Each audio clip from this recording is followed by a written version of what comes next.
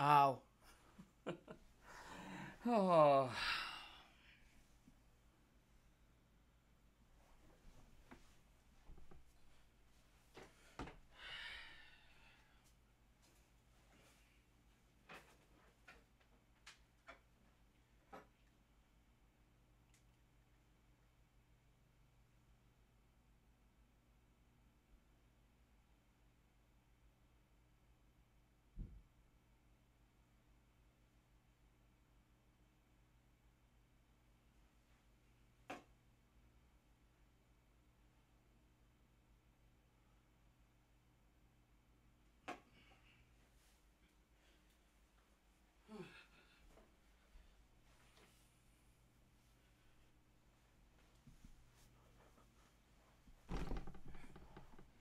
Oh. Oh boy, what a day. How's it going, everyone? Anyone who's watching this live, of course, as all things that are live, nothing goes right at all. But I'm making the best I can of this situation, so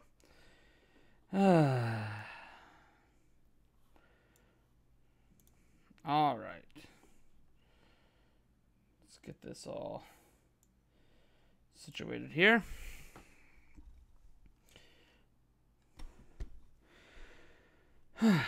All right.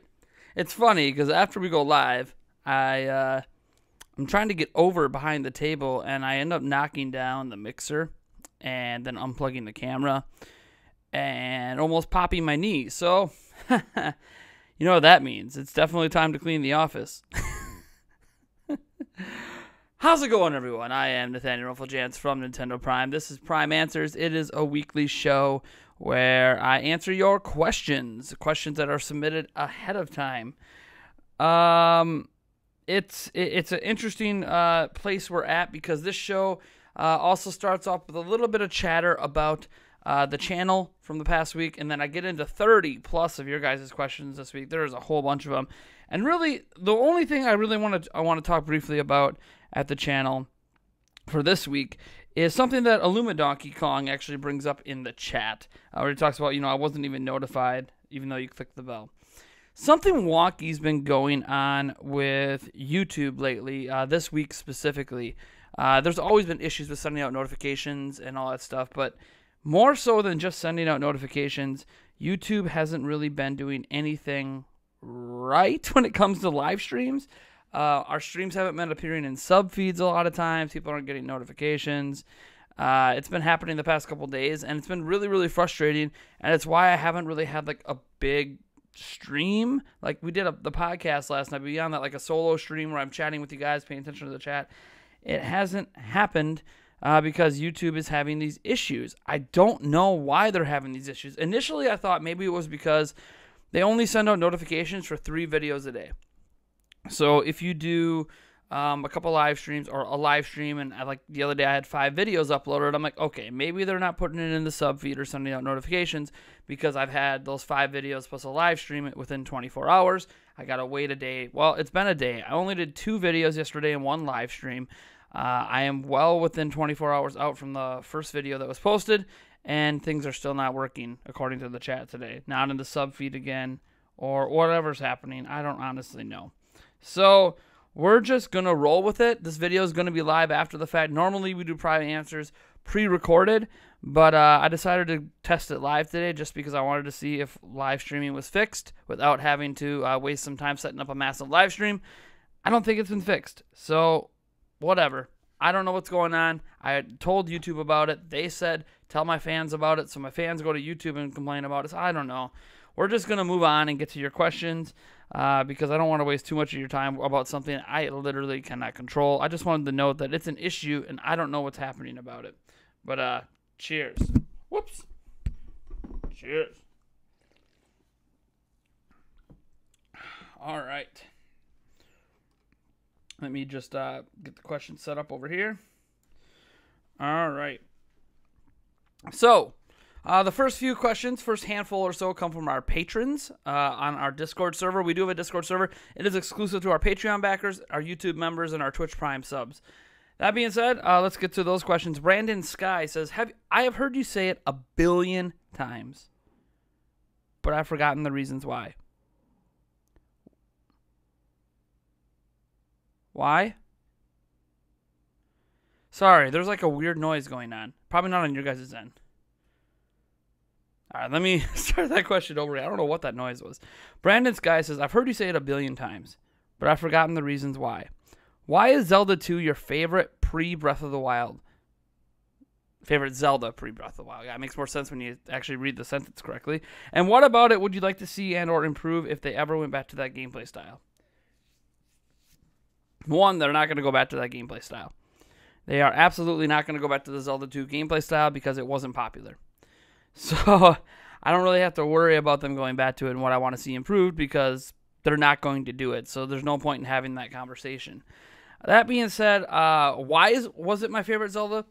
Because it's the only Zelda game that not only offered the freedom of exploration, it was pretty much open world. A little bit linear at certain points, but it was pretty open still. So it was open world, and the combat required skill. Now, if you remember back to like the original Legend of Zelda, it's easy to die, but it's not because the combat is complicated, right?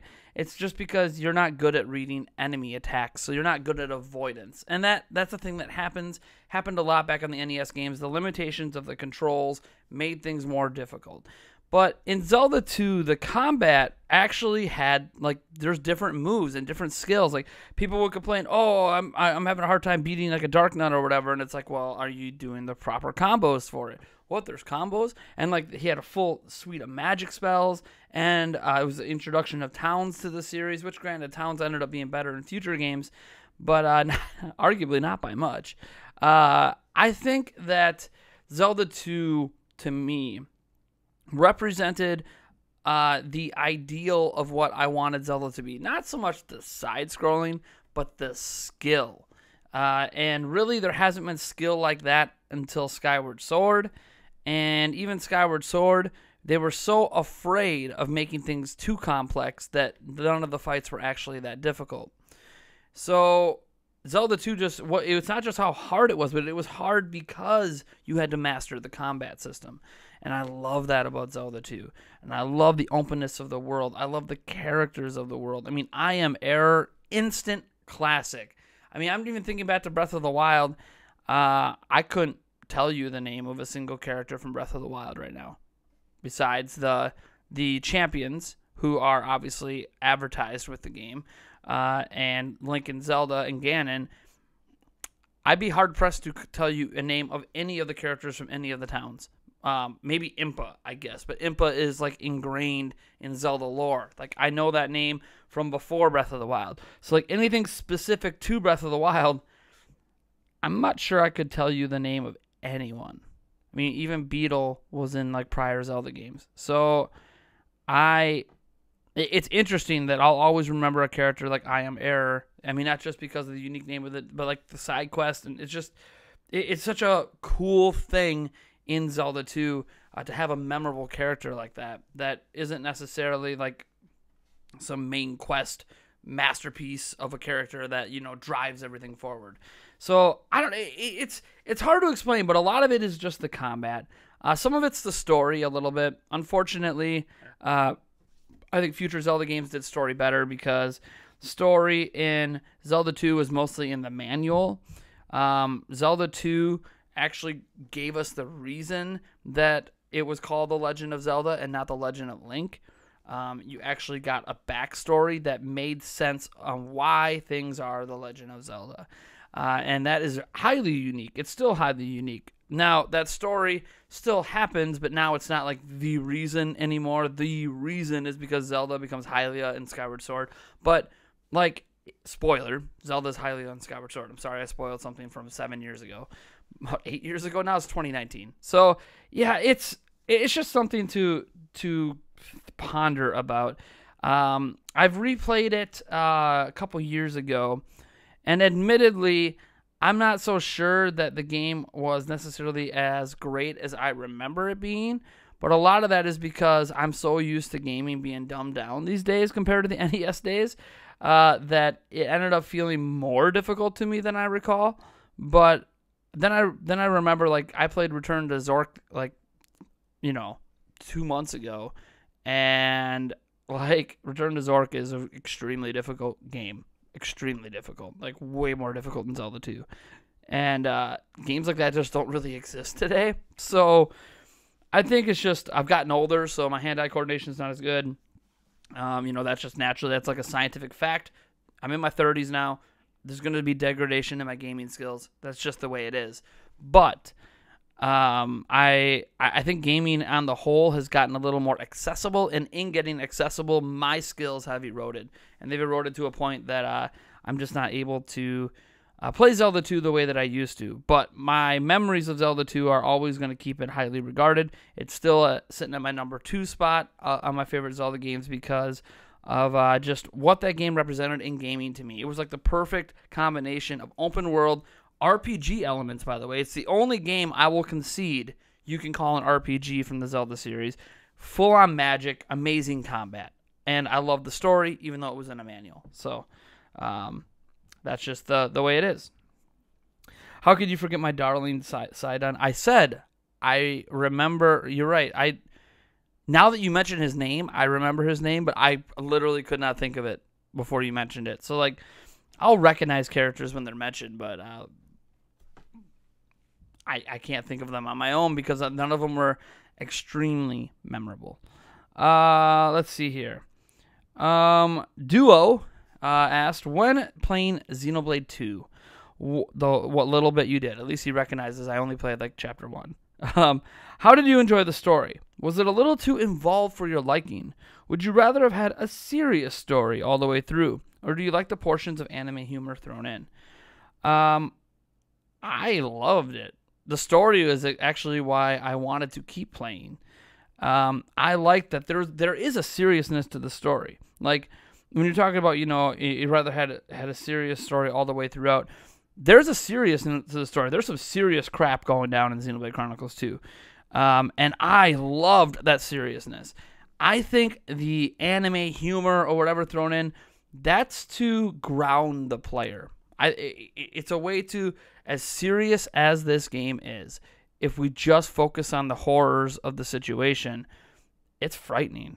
And the humor is there to be kind of like to lighten it a little bit on the player. It's to not only make us laugh and smirk like it did for me, but also just to ground us in this is a living, breathing world. These characters have personalities. Some of the personalities are going to be silly and zany, and they're going to have their snarky remarks. And all of it fits into this grand world of, look, there's a crap show going on in Xenoblade Chronicles 2. There is a crap show going on. And if you get lost in the crap, I feel like the humor brings you back and reminds you of the human side of things. So, honestly, I think it's a really good blend of humor and seriousness that is needed. I don't want to liken it to my Prime News series now that's got humor and seriousness in it, because that's a completely different type of humor. That's I'm not really trying. I'm cringe. The kind of humor I perform, the kind of humor that makes my friends laugh, the kind of humor that I've just been my whole life is just cringy humor. That's just me. That's who I am when I'm not like being super serious. Like if I'm just relaxed and being myself, like I'm cringe as hell, and whatever. But in something like this game, there's like legit personality humor traits that I really enjoy about these characters that bring them to life, that without those humor traits, it might get a little too dry because you're so focused on the glum and nobody has a personality that like tries to make light of the situation. So I honestly like it. I think it's realistic. It's just like if we were facing an apocalypse, as sad as things might be, some of my friends better still be making light of it, because if you can't find laughter in the face of the end, then, I mean, that's no way to go.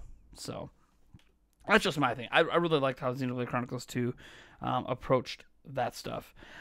Edward Norton has 2 questions. His first one is, what is your favorite name brand of cookies? For me, it's Chips Ahoy. That's what he said. Man, I don't buy cookies very often. When I do, I do like the soft chew chocolate chip Chips Ahoy ones. I like those ones, especially if you toss them in the microwave for like 5-10 seconds. Oh, they're really good. But I don't know that those are my favorite. Oreos are always like a key go-to, especially if you have a glass of milk. Oreos are fantastic that way. But I'm not sure that I have a key go-to cookie that's from like a big brand name at a grocery store. What are those little Keebler Elf cookies called? The ones that have like the vanilla wafers with the chocolate frosting in the middle. Whatever those are really good. I like those a lot too. I like Fig Newtons. Are those considered a cookie? Fig Newtons? They're kind of healthier for you, but are those are those cookies? If that's a cookie, I really like Fig Newtons. There's a lot of different kinds of cookies. So I'll say this: chocolate chip in general is usually my go-to. But if I'm going to do something unique like a Fig Newton, I love those. So I'll just go with Fig Newtons for now. But I honestly don't buy those cookies that often. Edward Norton then asked, what do you think of the Jake Paul / Rice Gum loot box scam? Is it worse than CSGO Lotto? So some background, CSGO Lotto, in CSGO you can sell like weapons and skins and stuff. Well, not really weapons, but skins for your character, for your weapons, etc. You can get them in the game and you could sell them. So there were these Counter-Strike like websites set up that created like a loot box type of system where people could buy loot boxes and you would get random items. And these items were obviously submitted to the community by the people who run CSGO or run not run CSGO, but like run that website. And what happened is there was these really popular YouTubers. T. Martin, I think, was the biggest of all of them, at least to get busted. But what happened was there was these big YouTubers advertising these websites, and it turns out they owned those websites. So they were the ones actually helping contribute the items and all the stuff to the marketplace to be done that way. And then they would put up a video being like, you won't believe what I got for $10,000 in CSGO Lotto or whatever, when really they were just paying themselves and convincing people to go to the website and buy loot boxes to put money in their pockets without disclosing that they own those websites. That was the key part.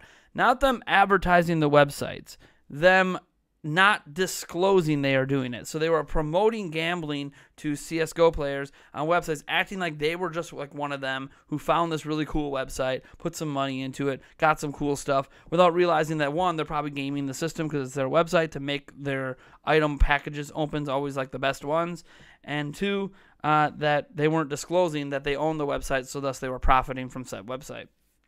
That was like kind of like a quick summarization of what happened with that situation. What Jake Paul and Rice Gum have done is they are promoting, or were promoting, another loot box type of ordeal. This loot box was supposed to be for real world items. So, you want some Yeezys or something, like, type of shoes.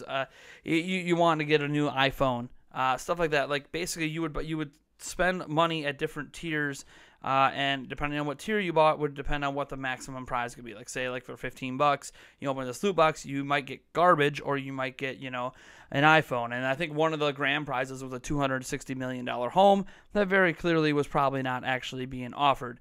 The weird thing is they would do this, and they would usually win decent stuff, and then on their streams, like at least Jake Paul's, I know for sure. I'm not sure about Rice Gum's. At the end of his stream, they showed him like opening all the packages of all the stuff he won, and I think Rice Gum was the one showing that like if you win something and you don't want it, you could sell it back to the website for more money, but it never showed if you could withdraw that money. So as an example, you'd spend $15 and say you got a pair of Yeezys, right? Those could be hundreds of dollars, thousands of dollars, depending on what pair you get. And you don't really want those. So the site will let you resell it back to the website and say they'll give you $1,500 for those pair of Yeezys. What Rice Gum never showed is, can you then pull that money off the account and you just made money? Like, he kept acting like, I'm making thousands of dollars off this website, just opening all these loot box things, but they never actually showed him pulling the money out, that it was legit and real. On top of that, obviously, these were paid advertisements. They didn't really mark them very well as sponsored and paid advertisements. That was one issue. Another issue is that there's probably scams. even though Jake Paul got his items, we don't know if they were Chinese knockoffs. It's not like he gave us a close enough look at each item to know, like, oh, you want a pair of Apple AirPods. Are they the Chinese knockoff AirPods or are they the legit ones? It's not like he's going to review the product and let us know if we're even getting the value that they claim that you're getting. So there was that, and obviously because it's a paid promotion, you know, yeah, he got his stuff, because if he didn't get his stuff, he's not going to agree to the promotion. So I honestly think that it's just scummy. It's just a really scummy thing to do. And it's baffling to me to see like RiceGum and Jake Paul like taking giant paychecks. Not so much moral wise that they would do, especially RiceGum, but even Jake Paul. Like not so like morality wise. But why do they need that paycheck? Like I know Jake Paul's viewership has gone down, but he still has to be making, you know, millions per month. I don't know why he would need a paycheck, whatever this paycheck was. Let's say they dropped $15 million on the plate. Like $15 million to promote gambling to children, gambling from websites that are probably not legit. It seems off-putting to me. So like when you think about, you know, which one of those is worse, you know, what RiceGum and I'm especially not surprised by RiceGum. If you offer RiceGum $100, he'll pretty much do anything. Like RiceGum will take money for anything. But when I compare like that to the CS:GO thing, I think obviously one key difference is like, you know, they owned the CS:GO Lotto website versus not owning these loot box websites, so that's a difference. Another one is that, you know, Jake Paul and RiceGum had openly admitted that they were paid promotions, whereas this wasn't a paid promotion in CS:GO Lotto. It was a legit, I'm trying to scam people out of money. I think that they're two separate situations, but they're related because they're both promoting Lotto-style websites. I think both are garbage. You'll never see me do that stuff on this channel. I don't care. Like I don't even care if that company that did that for Jake Paul and RiceGum come to me and they say we'll give you $1 million to make a video. You know how much $1 million, like how big of a difference that could make in my life, how much of a difference it could make in this channel. I still wouldn't take the money. Not if I think it's a complete scam. And even if they give me all the items I win off the website, that doesn't mean it's not a scam. I would personally have somebody else buying items on the side just to see if they get their stuff. And plus, I would actually look at the items and see if they're legit. I can't imagine myself ever agreeing to do something like this. And when you're as big as those YouTubers are and you don't need the money, that's the crazy thing. They don't need the money, so why agree to something shady?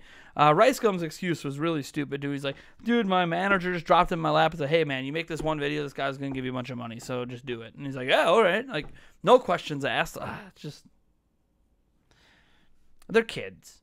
I try to remember in the back of my mind that we're talking about like 21, 22, 23-year-olds. We're talking about kids who got really, really famous really fast, made a lot of money really fast.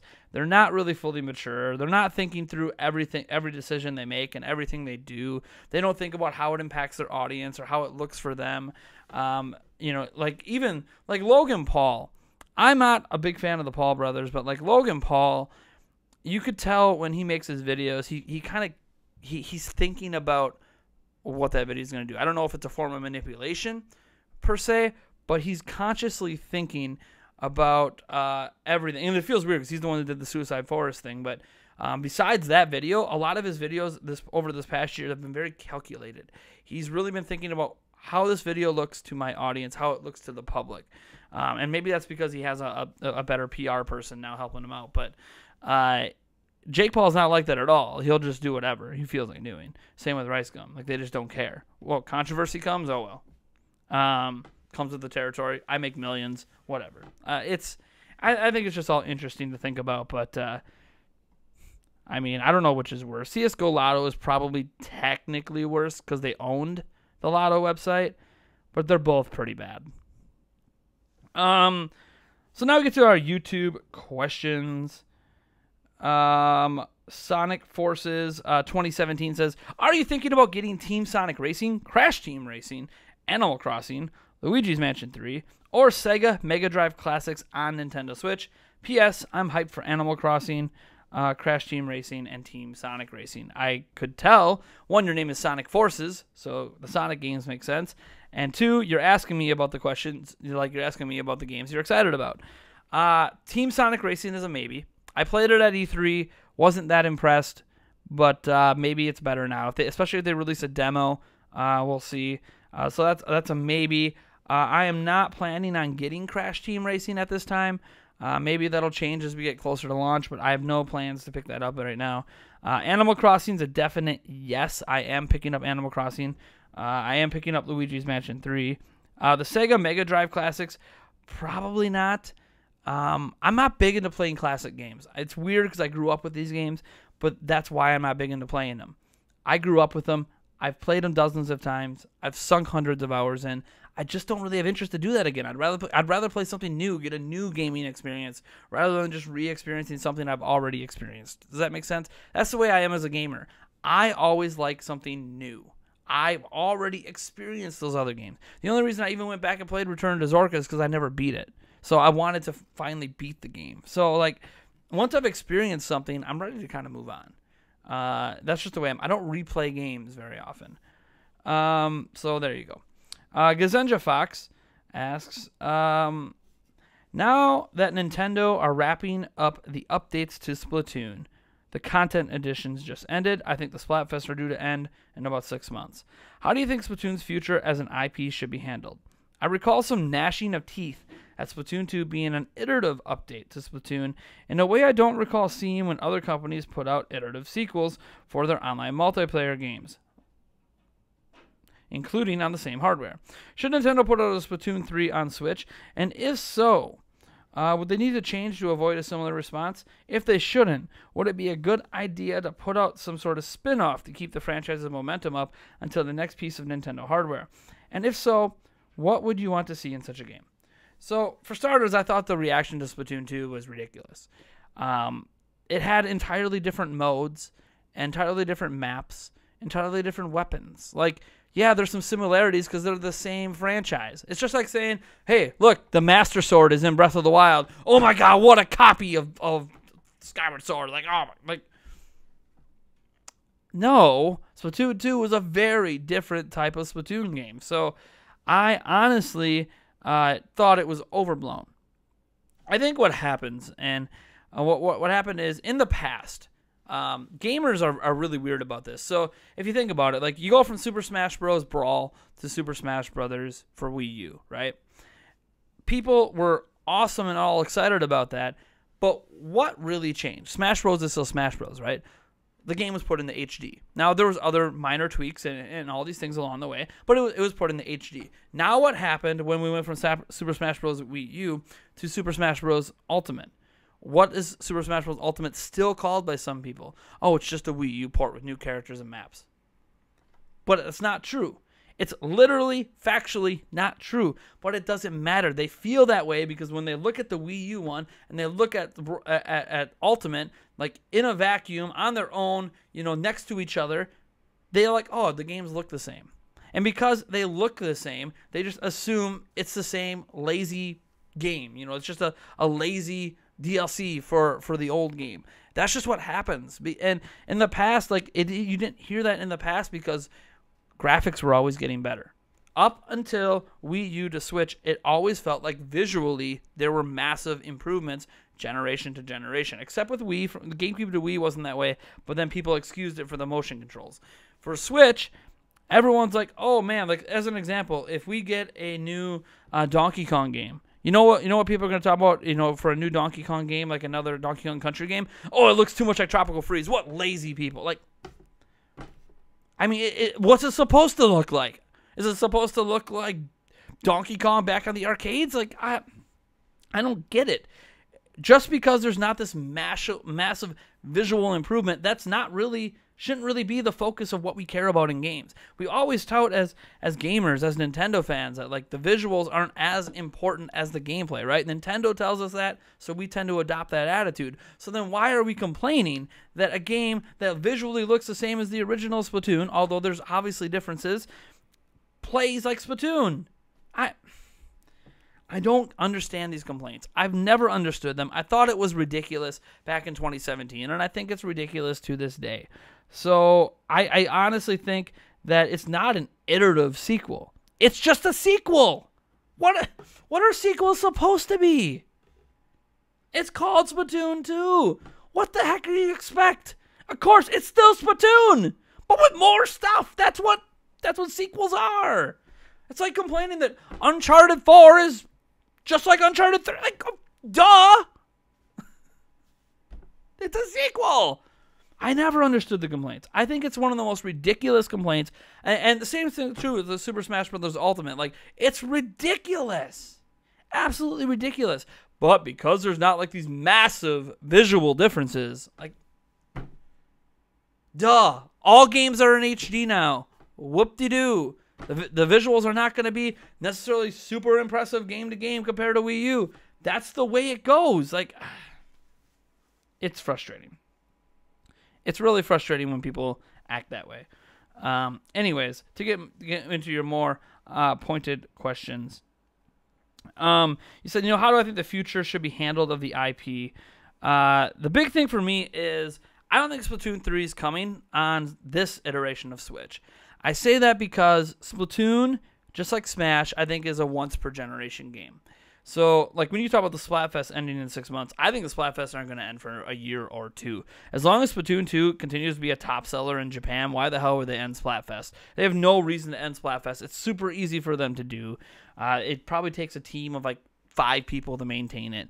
I honestly don't think there's a reason for them to stop doing Splatfest. So, I think they're just going to keep it going. They stopped the content updates because the developers working on that are obviously going to be working on something else. I don't know if this is the next Splatoon or if they get shifted to another project. But I don't think Splatoon 2 Splatfests are ending for a while. Splatfests are hardly going to keep Splatoon 2 kind of rocking.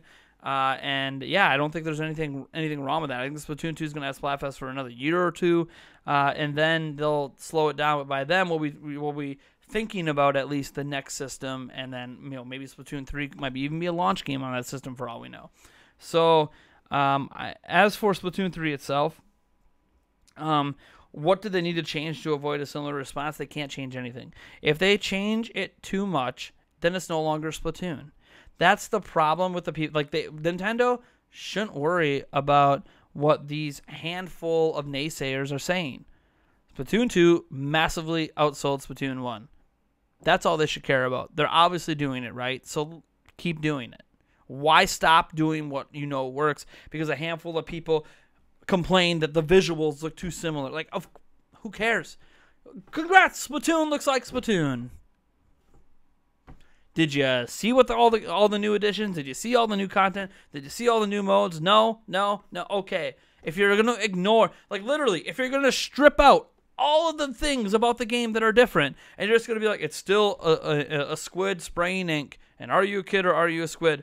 Yes, of course the base concept's the same thing, because that's what Splatoon is. It's like stripping out all the stuff from the Zelda series just to make it be different. Anyways, I digress. Obviously, Zelda's a different style of game, too. It's not like an online multiplayer game, but it's frustrating when people think this way. So I think Splatoon 3 is not going to happen until the next system, and that's because I think Splatoon is just a once per generation style of game, like Smash. I think ARMS is a once per generation game, etc. Yannick Cordiar says, "Hi, I don't know where I should say this, so I make a comment here. So everyone thinks that Nintendo is going to make a new Nintendo Switch, but why do people not come up with what they could produce a Switch Dock Pro?" Sorry for my bad English. Well, your English wasn't too bad, Yannick. I kind of get what you're saying. So instead of talking about a new Switch, why not a new dock? And I think a lot of that comes from those old patents they had where they showed a supplemental computing device hooking up to another device. And we do know that USB-C has enough bandwidth in it to support an external GPU. We know this because laptops have been supporting this forever through USB-C. It didn't even have to be a Thunderbolt USB-C port. It could just be standard USB-C, and you could support external GPUs. So the idea then is to release a dock that has an external GPU in it that allows the system to obviously do more when it's docked and potentially get 4K or whatever. I get it. I understand it. The problem in all of this is that there's a CPU bottleneck, and the CPU is already kind of sort of bottlenecking the GPU that's in the system. It's been the CPUs bottleneck the Tegra X1 when it's running at its full capacity, let alone now when it's downclocked. So having an external GPU is great, but you're still going to be bottlenecked by that CPU. Now you'd be like, well, the external dock could have a new GPU and a new CPU. Well, you might as well just say the external dock's a standalone system that costs $400 because that's what it's going to cost. So I don't think that a supplemental computing device makes sense for the Switch as is, just because the Switch itself doesn't really have a very strong CPU. It's using some really old mobile cores. There's like 2 sets of them. The oldest set of them is completely disabled. The newer set of them, it's 4 cores, but they're not great. So bottom line is it's just not a supplemental computing device doesn't make sense for the technology inside Switch. The technology inside a laptop is usually different because some laptops are running desktop grade CPUs, and even if they're not, let's say you're running an i7 HQ processor, that's still usually not going to bottleneck the GPU as much. It still does a little bit, but it's not going to bottleneck as much. And there's a bottleneck inherent with the USB-C protocol and how much data you can transfer. So you have 2 different bottlenecks, the CPU and the USB-C standard, making a dock like that not make as much sense now. Now, a future Switch that has a much more powerful CPU architecture, okay. Now it might make sense to have a beefy dock, but for now it doesn't really make much sense technology-wise, cost-wise, at the consumer level, and I think that's why people aren't talking. People did talk about it a lot in 2017, but it just doesn't. The more and more we learn about the Switch and the technology behind it, the more and more you start to realize it doesn't really make sense because you're not going to get much of a performance boost because the CPU is just going to throttle it anyways. Let's see here. The 8th Thark says, do you like this practice of Nintendo putting out half a game at launch and making us wait a year to drip feed us the other half of the game for the next year? So he's referring to things like ARMS and Splatoon in particular. Those are the games that really drip fed the content. For those particular games, I'm fine with it. And the reason I say I'm fine with it is because those are online multiplayer games. Online multiplayer games need a constant drip feed of content. That's what keeps people playing the game. The constant drip feed of the new maps, the constant drip feed of the new items, the constant drip feed of the new Splatfest as an example. The drip feed of in ARMS, like they would give us a new character here and there. The reason that it makes sense for those games is because they're online multiplayer. They got to keep those games interesting. What matters is there enough content at launch to be enjoyable? Check. Okay. Then, is there enough content to keep you playing that game for the next year? Well, that's what the drip feed of content is for. As long as they're adding that content for free, I have no issue with it. I honestly think it's a brilliant strategy. I don't know where Nintendo got the idea from for it, but to me, it makes a lot of sense. A lot of other companies would just charge you microtransaction money for all of that content. And Nintendo's like, no, it's part of our strategy for this game to keep it relevant for longer. I think it's brilliant. I think it absolutely makes sense. I know there's some people that hate it, but I'm sorry. If you got all of that content in the first year for free and got nothing else, you're going to stop playing the game after like a month. They do that intentionally to keep players engaged and when new players pick up the game, still have a crowd to join and keep playing. So it's an intentional ploy to keep people playing, and it works. ARMS is still being played. Did you guys know that? ARMS is not like this forgotten game just because it's not as big as Splatoon. Like, it's still really easy to find online matches in ARMS. Like, it's shocking the legs that game has had. So, yeah, I honestly think this is brilliant what they've done. And they're going to keep doing it with those particular games because it works. You can't really argue with the end results. I understand if you don't like it, but it's hard to argue with the success they're having from it. Let's see here. M&L RPG Master says, what game do you want to be big surprise we get from Nintendo this year on Switch? I would like to see Pikmin 4. I don't know if Pikmin 4 would be a surprise in so much that nobody thinks we're getting it anymore, but in so much that like it exists, that's not too big a surprise. A new old style Paper Mario game. Yeah, that would be a shocker. Like 1,000 Year Door style, because nothing's been like that ever since. Anyways, or a remaster bundle of the original 2 Paper Mario games on the Switch this year. So I take it you're a Pikmin and Paper Mario fan.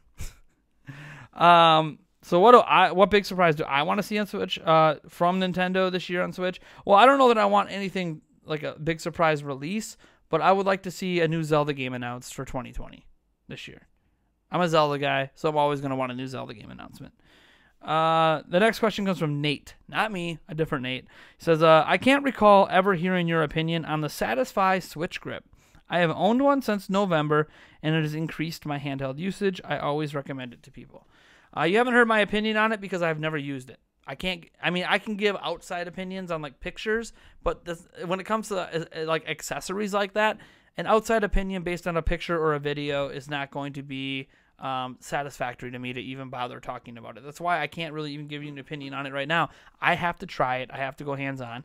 They never contacted me. They never sent me one, and I never bought one. So if they're not sending me a review sample and I'm not buying it, then I can't really talk about it. So there you go. I know some other YouTubers have talked about it. Those YouTubers were sent review samples. I wasn't. So I don't know what to tell you. I can't really give an opinion on something that I haven't used. At least a valid opinion. Like when it comes to an accessory that's about, literally about holding it in your hands, you can't really talk about that. Brave Lee DX says, are you excited for Animal Crossing, Nate? Absolutely, I'm excited for Animal Crossing. If not, well, I am, so it doesn't matter. What Nintendo game are you most excited for this year of the games we know of? Well, I mean, Animal Crossing is one of the games I'm most excited for this year. But honestly, I don't know that the game. I don't know which game I'm more like. Fire Emblem Three Houses is probably my most hyped game right now because I know some information about it and I've seen it. A lot of these other games that are announced I haven't really seen, so I gotta kind of wait and see. But for now, Fire Emblem Three Houses is my most hyped. But yeah, I'm looking forward to Animal Crossing. I'm excited. It's the first time it's been back on console since like what? City Folk, I think on Wii. Let's see here. Alpha Omeba, I can't pronounce this. What do you think about the future of Kirby? Do you think this next phase Hal said about, do you imagine a 3D platformer or even an open world game like Super Mario Odyssey? Open world's probably off the table. They basically release a new Kirby game like every year or every other year. It's really frequently. There's supposed to be a new Kirby game this year, rumor-wise. So I think, I don't know. A 3D platformer, I think, is possible. I think they might experiment with that. I don't think it's going to be open world, though. Think more like, I don't even know. Like Super Mario 64 is not even a good comparison. So I don't know. Maybe Yooka-Laylee. I'm just thinking of I'm not exactly sure what they're going to do. Let's just be completely honest. None of us know. But I think we're just going to get more of the Kirby games. Like, regardless of this next phase or whatever the Hal says, I think we're just going to keep getting Kirby as we've been getting them because it keeps selling, and so they keep making them. So I don't know why they would change. I would welcome a change, but it doesn't. I don't know. It's hard for me to talk about because I can't even. It's hard to imagine Kirby as anything other than what Kirby's always been, right? Dungeon Master Z390 says, what do you think they're going to do for the next Paper Mario that is inevitably coming soon? One, I don't think there's a Paper Mario coming soon. Here's why I can tell you that. Color Splash, right? Paper Mario Color Splash was like the last exclusive game to release on Wii U. That released in the later half of 2016. It's now 2019. There's usually 4 to 5 years between Paper Mario games. So I don't think we're getting a Paper Mario game till like 2021, 2022. We're a ways away. So it's hard for me to even talk about it. That being said, what I think they're going to do, it's going to be more like Sticker Star and Color Splash. What I want them to do is more like 1000 Year Door. But we're not going to get that. So they're just going to keep doing what they've been doing because it sells enough to justify to keep making it. Sonic Man the Best says, I know that Platinum Games is working on a Grand Blue Fantasy Relink and Babylon's Fall for Xbox One, PlayStation 4, and no idea on PC. But many people think Switch should acquire the studio. Do you see that as a realistic scenario? It is absolutely not realistic. And I could say this confidently because the people in control of Platinum Games have come out publicly and stated many times they are not interested in any buyout or acquisition of their company. They do not want to be bought out or acquired by anybody else, whether it's Activision, Ubisoft, EA, Square Enix, Nintendo, Sony, Microsoft. They are literally not interested at all at ever being solely attached to any other one company. They want to be completely independent. They feel like the quality of their games exists because they're independent. So they are absolutely 100%, probably not in my lifetime, going to be bought out. They do not want to be bought out. They are refusing to even entertain offers. So, So people can think Nintendo should acquire them all they want. Doesn't matter because Platinum Games doesn't want to be acquired. This isn't a Rare situation where the owners of Rare wanted to sell.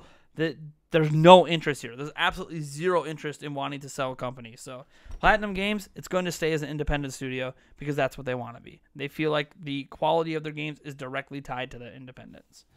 Peter Alakarn says, how many Switches do you think Nintendo will have sold by the January investors meeting? So it's not by the meeting. The number they're going to announce at the meeting will be through December. They will not have any January numbers. So in that meeting, I suspect Switch, to hit their target, they have to sell 38 million total Switches. I think the total Switch install base, it was like 22 point something last time they updated. That was just on shipped, not sold through. I think shipped-wise, I would not be shocked to see them announce 32 million shipped. That means they got to sell 6 million in 3 months here. I don't know. I don't think they're going to do that. They could shock the world and announce 35 million or something, which then I think hitting their 20 million for the past fiscal year is feasible. But again, we'll have to wait and see what the numbers are. But I'm guessing about 32, which would be about a 10 million increase over the last time they said something. But we'll see. No, nobody really knows. Nintendo has the numbers already. They know, but. That's kind of what I'm expecting in the 32 million range. If it's lower than that, that starts to be like, oh, maybe the holidays weren't as successful as they hoped. If it's higher than that, then I feel like they exceeded even their own expectations. So, let's see here. The Lone Warrior says, do you think Metroid Prime 4 will come out this year? This is a simple one. No. When they announced Metroid Prime 4, they made it sound extremely like they had literally just started development. So no. Cyber Ultra, most wanted Smash DLC, Banjo and Kazooie, which is ironic because the next person's username for the next question is Dinkles, the Polynigmion Banjo Kazooie for Smash. So I thought it was kind of funny as I read that question, I already knew my answer, and then the following question was by someone who had a hashtag of Banjo Kazooie for Smash in their name. What Switch games are you most excited for this year? Be it Nindie titles or bigger games like Doom Eternal. Animal Crossing, Fire Emblem Three Houses. Fire Emblem Three Houses at the top of the list right now. Fire Emblem Three Houses, Animal Crossing. I'm looking forward to Pokemon Gen 8, trying to figure that one out. Doom Eternal, I'm highly interested in, especially once we finally see it on Switch, see what it looks like on Switch. The next Wolfenstein might land this year as well, so that's something to kind of keep our eyes on, because we said they were going to get the next Wolfenstein. And beyond that, it's just interesting. Oh, Final Fantasy Crystal Chronicles Remastered as well. As for indie titles, I can't think of any indie titles off the top of my head I'm looking forward to. There's so many that come that I usually don't know what's coming. I just play games as they arrive. But yeah, I think that's kind of where I sit on that. I don't know, just some food for thought, I guess. I could probably go on all day about the 2019 lineup. There's a lot of great games, but we'll just stick with those handful there. Shadow King 1982 says, with all the Final Fantasy games coming to Switch, if they sell well, do you think Square Enix will double down and bring more Final Fantasy games, as in the SNES/NES era Final Fantasy games? Or will some of their own franchises, such as Star Ocean, Chrono Trigger, or Valkyrie, they're already bringing us 1 through 6. We're getting all the NES and SNES ones. We're literally getting 1 through 6, 7. We're not getting 8 for some reason. We're getting 9, 10, 10-2, 12, not 11. So we're already getting them. They're already coming. We're already getting the NES and SNES ones. So that's a really weird question. What we're not getting are all the PlayStation ones. But let's see here. Well, other franchises such as Star Ocean, Chrono Series, or Valkyrie. Chrono Trigger can come back. I don't know. I honestly don't know what they're going to do. This is predicting what Square is going to do on Switch is like grabbing a needle from a haystack and saying, it's that one thing I wanted. I don't know. I know Square's happy with the sales of their games on Switch. They're thrilled about Octopath Traveler sales. Now there's a rumor there's a new Bravely Default game in development for Switch. So I honestly think Square's going to surprise us. I don't really care about all the old ports, but I think it is something at least worth thinking about. Let's see here. Solid Figure, or X Solid Figure, says, do you think the rumored January Nintendo Direct will be canceled? For starters, no, because Nintendo already knows when the next Nintendo Direct is coming. The only time they ever canceled or postponed a Direct was due to a death, or due to no, it was not even a death. It was due to the tsunami that hit Japan. So they had all these natural disasters hit Japan, so that caused them to delay a Nintendo Direct. But they've never canceled one. Nintendo knows when the next Direct is coming. They know if it's coming this month, February, or March. They know when it's landing. It doesn't change because of rumors. It doesn't change because of what people have said. So, like, do you think the rumored Nintendo Direct will be canceled? It's rumored. It doesn't mean it's real. There might have never been a Direct coming this month. This is the reality we have to accept. Nintendo might have never planned for there to be a Nintendo Direct in January. They might have planned for it to hit in February. They might be waiting till March. That's why we're getting some announcements now, because they weren't doing a Direct until March. I think that people's expectations for the Direct are understandable because we've had one in most Januaries, but that doesn't mean that it's canceled if we don't get one, because chances are there wasn't going to be one. If we don't get a Direct this month, it's because Nintendo never planned to give us a Direct this month. So I think it's being canceled? No. The Nintendo Direct's coming exactly when Nintendo wants it to come. So, Mitchell Clyburn says, I have 3 questions. Can you do a backflip? No. I almost landed one when I was younger, but I can't do one. I can do a front handspring flip. It doesn't look pretty, but I can do it. Let me see here. I haven't actually done it in 2 years. It'd be interesting to see if I can land it now. I'm confident in attempting it anyways. I should say that. If yes, please perform on camera. I can't do it. I know OJ can do a backflip. He did it on camera. He's in way better shape than me though. So, if no, move on to the next question. Not too bad. What is your favorite flavor of gummy bear? The white one. Whatever flavor that white one is. That clearer one. Whatever. I really like that flavor a lot. Do you think Pikmin 3 will be ported this year? It's a good question. Yes. I'm going to go with yes on Pikmin 3 being ported this year. I don't think a Pikmin trilogy is coming, but Pikmin 3 ported from Wii U, absolutely. Pikmin 4, not coming this year. I think if Pikmin 3 comes this year, that's a good chance that Pikmin 4 comes next year. Remember, they have to have games for 2020. We can't get everything this year. So if Pikmin 3 comes this year, I think that's a good segue into Pikmin 4 in 2020. Probably none, right? No, I think Pikmin 3 is coming. Pikmin 3 is going to come. Like, we're going to get all the Wii U exclusive games. They're all going to come. We're going to get a Mario Maker, whether it's a sequel or whether it's just Mario Maker ported. That's going to come someday too. So, Sticky Splat says, do you think the next-gen Pokemon game will be open world? Nope. They've already said it won't be. So I can already confidently tell you it will not be open world because the Pokemon Company said it will not be open world. Do you think Devil May Cry 5 will be ported to Switch? No. I'm just going to go with it no. It might get ported, but I'm not. I hear Devil May Cry 5, and I'm not really getting like this feeling in my gut that that's coming. So I'm going to go with my gut feeling and say no.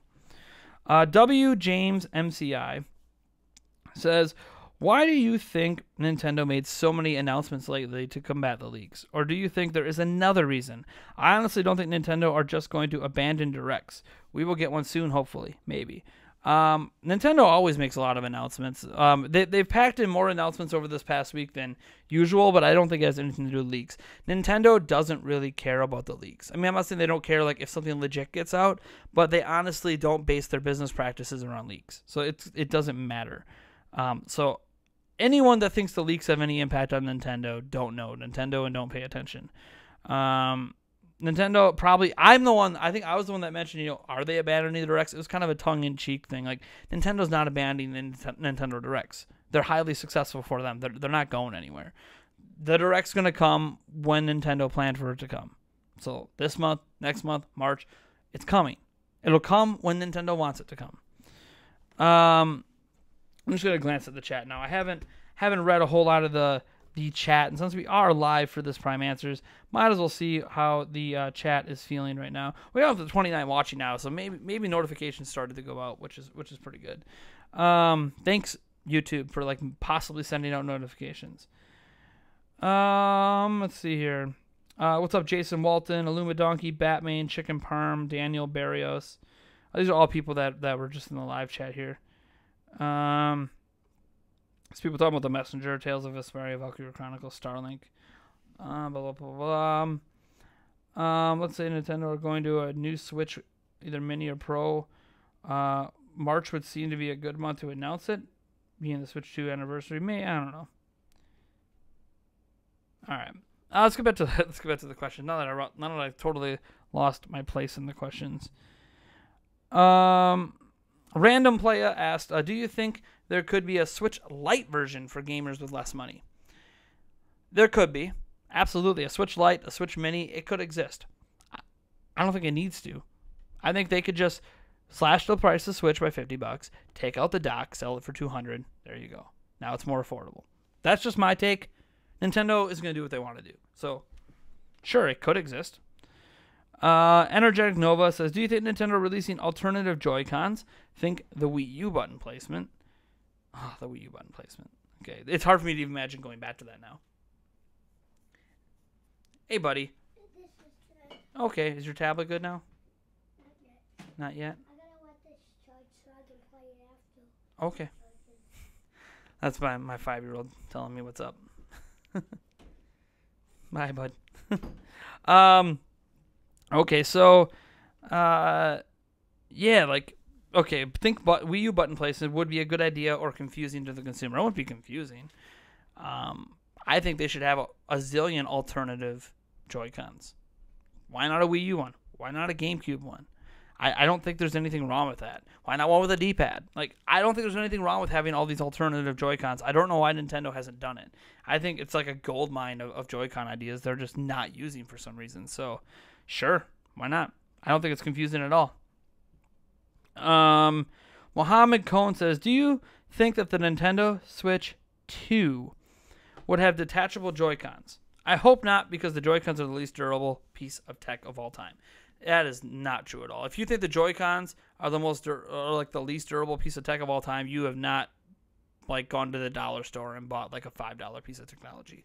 The Joy-Cons are not like, I would not call the Joy-Cons not durable. The only like non-durable thing on it is the little plastic nub that it uses to lock the Switch in place.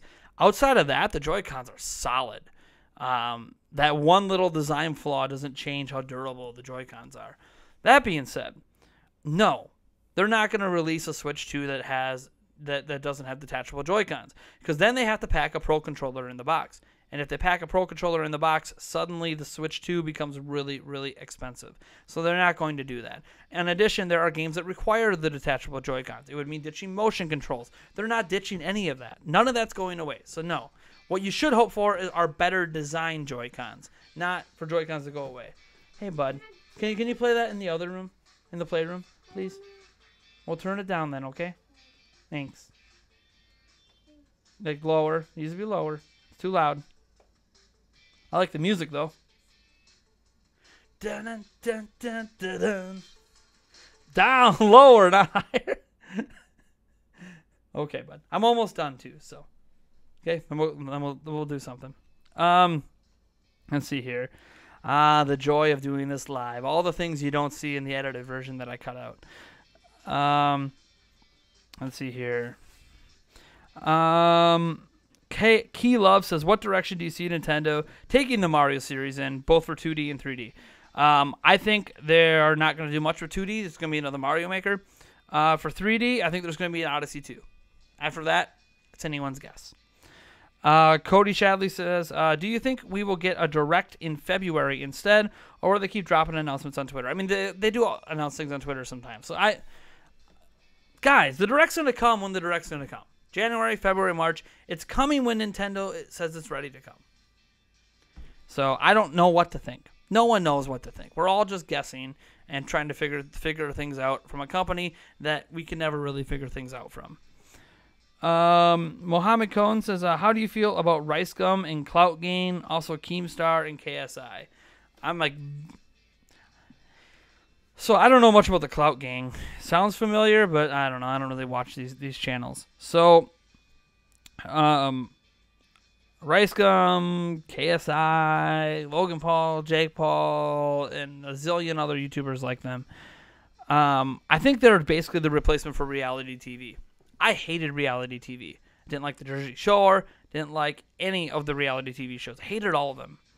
So because they're not really realistic. It's not real. It's not real TV. Like that was the idea. Oh, this is real life on TV. No, it's not. That's not real life. It's fake drama. So my thing is, all those places, except for Keemstar, are just the new reality TV. I get why they're popular, because they are the new reality TV. Reality TV used to be really popular. Now it's been replaced with these kind of YouTubers. So I get why they're popular, even if it's not for me. Keemstar is more like the new TMZ. He gets popular off of reporting about things happening to these reality TV people. So Drama Alert, his show, is obviously exaggerated at times, but reality is Keemstar's popularity is based upon being a TMZ-like coverage of all of these other reality stars. So, yeah, basically, because reality TV exists in these YouTubers, there obviously had to be a news show dedicated to covering those reality TV things, just like there is on TV. So, there you go. Akovius says, do you think Nintendo will release something like the Switch Mini or an enhanced Switch XL? So basically, you're asking, do you think the Switch is ever going to see a revision? Because it's either going to be a Mini or it's going to be an enhanced version or an XL. You literally just named the three things it could be. Yes, one of those three are going to exist for sure. Maybe two of those three. So absolutely, there's going to be a Switch revision. What kind of what form that revision takes, we just don't know. Let me see here. Dennis Cleary says, do you think they will release Metroid Prime 4 this year? No. 2020. Cookie Cook Game says, what AAA third-party support do you expect to see this year? Just more than last year. I think Call of Duty is being announced for Switch this year. I'll give you that one. Let's see here. Tuna Khan says, what are your expectations for One Punch Man Season 2? Don't even know what One Punch Man is, so I'm sorry if it's offensive or something, but I honestly have never heard of it until I read this question. So my thoughts and expectations are that I will continue to not watch or experience whatever One Punch Man is. Xenomaster Alien says, what is your favorite upcoming Nintendo game for the Switch? The one I'm anticipating most, again, is Fire Emblem Three Houses. Mohammed Cohen says, how do you feel about Trump? I assume you mean Donald Trump and not all the other Trumps. He's a person that exists in the world. We don't talk about politics, so I'm not going to give you more than that. Corey Bohm says, top 5 Smash Ultimate characters. I don't have them all unlocked, so I mean, Link, Toon Link. I don't even have Toon Link unlocked, and he's already in there. So Link, Toon Link, Young Link. Do you see a pattern here? Pikachu, screw it, and Pichu. Like, I don't have all the characters unlocked, so what do you want me to say? I'm just going to say my favorite characters. So there you go. Sonic Ice 24 says Deluxe or 2. I don't know what they're talking about. So I'm going to go with that Deluxe model. I have no idea what we're talking about, though, so I'm probably choosing the wrong one. Oh, man. Anyways, I'm just going to take one last glance at the chat, and then that'll be it for this Prime Answers episode. I want to thank people for tuning in. Of course, be sure to enter our Super Smash Bros. Nintendo Switch Ultimate Bundle giveaway thing down through the Gleam.io description. Just requires you to subscribe to the channel. If you're watching, I hope you want to subscribe anyways, so then that's not being a hassle for you. You're just doing something you intended to do. Let's see here. Prime Nathan, just imagine in the next direct we see a title card labeled Trilogies. Then Nintendo drops Pikmin Collection, Zelda GameCube Collection. Trilogy from GameCube for Zelda. I mean, Twilight Princess, The Wind Waker. Four Swords Adventures, right?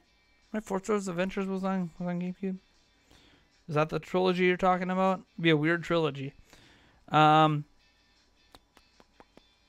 Metroid Prime trilogy. Yeah, they're not going to do it. They're not giving us all those trilogies at once. Because that's a lot of games they have to put in HD. Joy-Con should have a metal version instead of plastic. Yeah, the little nub that locks it in place should be metal. I've replaced them in mine, and I've had zero issues since I replaced them. It's definitely an oversight on their part that I hope they redesign at some point this year. Awesome. When the next direct comes, will be carved out of the stone tablets. That's funny. Oh man, you guys are saying some funny stuff in the chat. I'll also answer one extra question here. All these questions are supposed to be asked ahead of time, but I'll answer one question from Rubber Duck just because I like your username, Rubber Duck. We've all used a Rubber Duck in our life, right? Do you think there will be a Switch revision in 2019? Yes. Do you think it'll be a more powerful or more efficient Switch or a Switch Mini? More powerful and more efficient. I don't think a Switch Mini is going to happen. I don't think it makes sense, but it could. So I'm going to go with the thing I think is going to happen. So there you go. I thank you guys so much for tuning in to Prime Answers. I hope you enjoyed this episode. I don't know if I'm going to do next week's live. It was kind of a time saver for me, combined with trying to see if live streams are working. With 30-plus people watching, clearly the live streams are not as broken as they were yesterday. So thanks for tuning in, and I will catch every last one of you in the next one. And it's going to be a little awkward because I have to walk over there to turn off the stream. So enjoy looking at my gaming collection while I walk away.